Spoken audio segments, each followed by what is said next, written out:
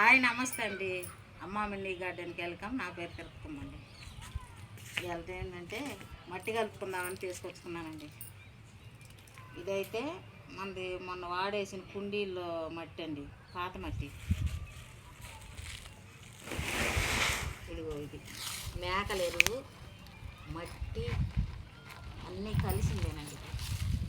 ఇది చూడండి, నేను అంతకుముందు వేరేగా ఇది ఎరువు చేసి పెట్టాను గుంటలో.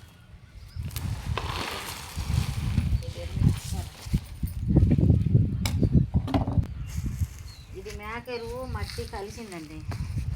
ఇదైతే పశువులే, ఇది పశువులే బాగా మాగింది.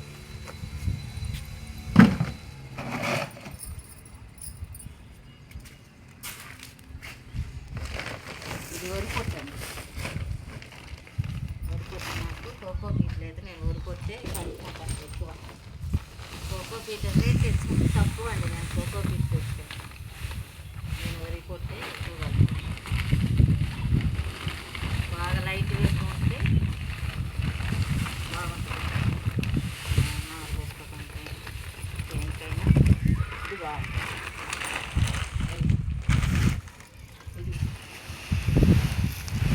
ఇది ఎండబెట్టిన టీ పొడి.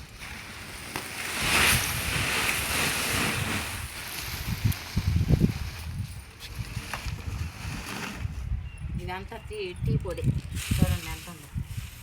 ఇది టీ పొడి, ఇది ఒక ఇది కూడా ఆకులు మట్టి కలిసింది.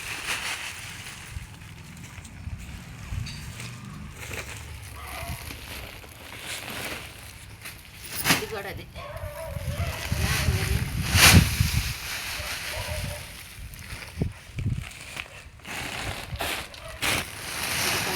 పట్టాలి. పసుపు ఎరువు,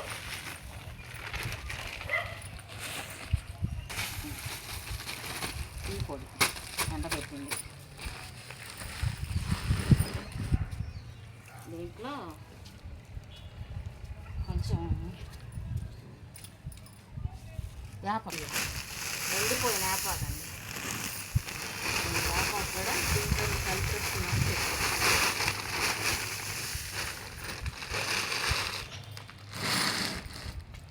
వేపాకు బాగా ఎండింది.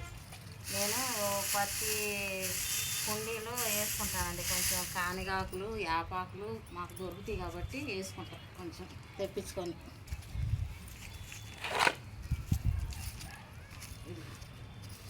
ఇది మెయిన్ పొగాకు. ఈ పొగాకుంటే మనకి నెమటోడ్స్ రావు. నాకైతే నెమటోడ్స్ నేను పెరట్లో చెట్లకైతే వచ్చినాయండి. పెరట్లో చెట్లకు వస్తే అవి కింద నేను కొన్ని కుండీలు పెట్టినప్పుడు దాంట్లో నెమటోడ్స్ వచ్చినాయి. నెమటోడ్స్ వచ్చినాయి అని ఆ మట్టి తీసేసి పైన పెట్టుకున్నాక చిన్నగా ఈ పొగాకు కొంచెం వేసానండి. ఇంత మట్టి పైన మట్టికి లేవు, నెమటోడ్స్ అయితే రాలేదు. నేను కుండీలు పెట్టేటప్పుడు మట్టిలో కూడా కొంచెం వేసుకుంటాను. నెమటోడ్స్ అయితే రాలేదు నాకు, అందుకే ఇది వాడుకుంటున్నాను పొగాకు.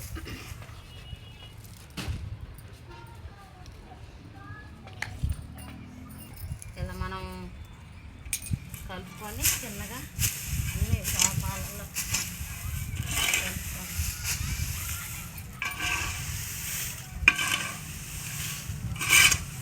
ఇట్లా మనం కలిపి పెట్టుకున్నాం అనుకుంటే కలిపి పెట్టుకొని శుభ్రం పెట్టుకోవాలండి. ఎందుకంటే మనం మొక్కలు కొనుక్కొచ్చుకుంటాం, లేకపోతే ఎవరన్నా ఇస్తే తెచ్చుకుంటాం, పెట్టుకోవాలి కదా. మట్టి ఉందనుకోండి గబాన మనం మట్టి కుండీల్లో పెట్టుకొని మొక్క పెట్టుకోగలం. నేను ఎందుకంటే చెబుతున్నానంటే మునుపు నేను ఇట్లనే ఇబ్బంది పడ్డా మట్టి లేక అప్పుడప్పుడు మొక్క తెచ్చుకోవడం, ఈ మట్టి కోసం వెతుక్కోవడం కొత్త కాబట్టి నేను ఇబ్బంది పడ్డా.